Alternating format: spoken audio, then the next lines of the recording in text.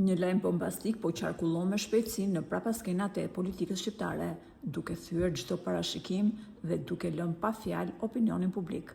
Kur flitet për Flamur Nokën dhe Belinda Ballukun, të gjithë mendojnë një gjë: përplasjet e ashpra në parlament, debate të nxehta televizive dhe dy kampe politike që nuk e gjen kurrë gjuhën e përbashkët.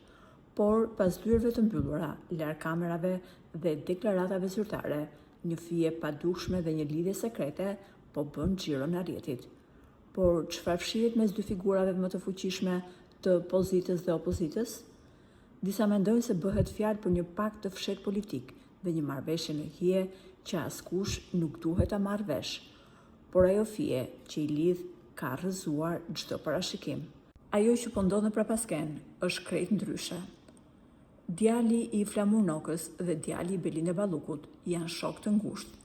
Larg luftës politike të prindërve të tyre, të rinjt ndajnë të njëjtën bang në shkollë, të njëjtat shqetësime të moshës dhe një miqësi të pastër që dëshmon se përtej llogoreve të politikës, jeta reale dhe marrëdhëniet njerëzore triumfojnë gjithmonë.